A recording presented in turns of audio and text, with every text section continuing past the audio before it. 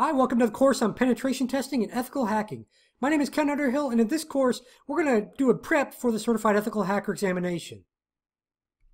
So some of the things that we're going to cover in this course, we're just going to go through the course modules. So module 1, we're going to cover the basics. So that's like why you should even be a penetration tester or ethical hacker.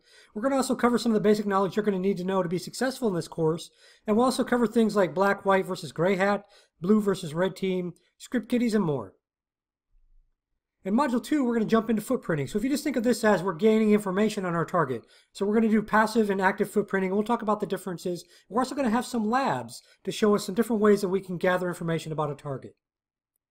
In Module 3, it's kind of a bigger module. We're going to do scanning and enumeration, which are separate sections on the EC Council official material. And then also we're going to incorporate vulnerabilities, which is a new section on the newer examination they have out. So we're going to incorporate basically 3 sections, and there's not a whole lot of information on vulnerability, so we just kind of tuck it in there as well.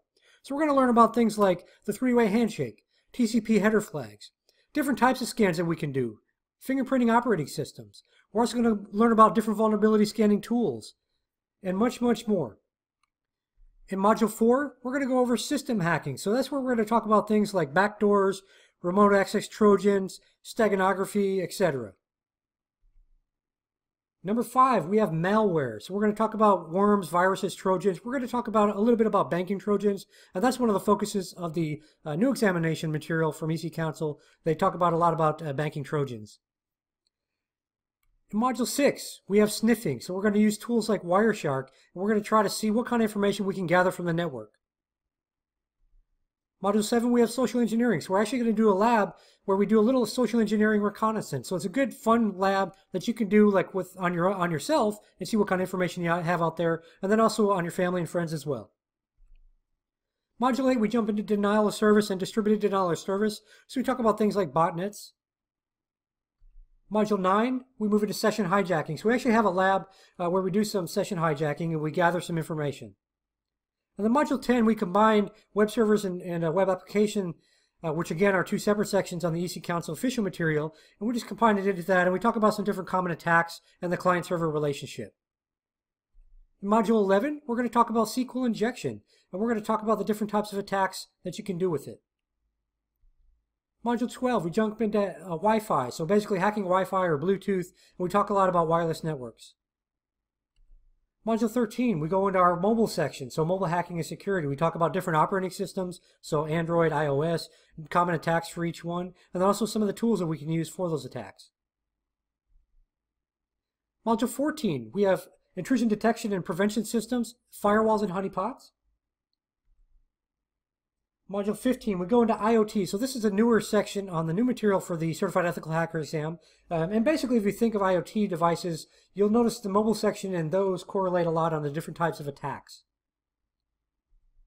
Module 16, we cover the cloud. So we talk about different types of cloud solutions or cloud services. We also talk a little bit about cloud attacks as well.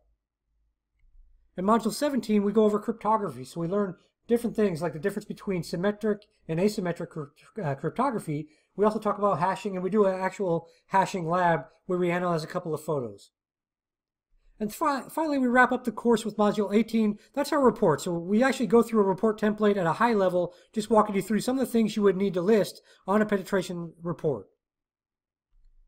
So you might be wondering, well, who am I? Well, of course, my name is Ken Underhill. I'm a certified ethical hacker as well as a computer hacking forensic investigator. Again, both those certifications are through EC Council. I'm also an adjunct professor of digital forensics. I do write questions for the Computer Hacking Forensic Investigator exam, as well as I've reviewed content for the newer version of the Certified Ethical Hacker exam. And no, I can't share the answers with you. I also hold a master's in cybersecurity and information assurance, as well as an undergraduate in information systems and cybersecurity management. I've also helped thousands of people globally pass both the Certified Ethical Hacker and the Computer Hacking Forensic Investigator exam. So how is this course structured? Well, a lot of sections we're going to start off with a couple of pre-assessment questions as well as some post-assessment questions. You also notice that throughout the different labs as well. Basically, if I think you need to understand something a little better, I'll list a couple of questions to test your knowledge. Now, also, I want to point out in Module 1, you should have some downloadable resources along with like notes and stuff like that to help you out. We're also going to have video lectures, so predominantly video lectures as well as a lot of labs to give you that hands-on experience.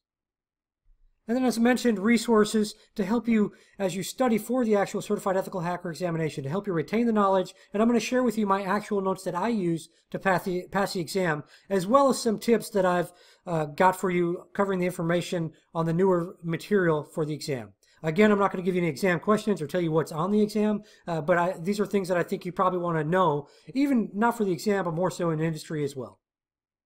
So in the next section, we're going to go over to Module 1, the basics. So again, that's going to cover things like why you should become an ethical hacker or penetration tester, different types of things you might need to know about in advance, so things like the OSI model, the differences between black, white, and gray hat, different laws that we need to know about, as well as the CIA triad, and much, much more. We're also going to have a fun little quick win lab in there, so I'm not going to spoil it for you, so make sure you look at Module 1 and check out that lab.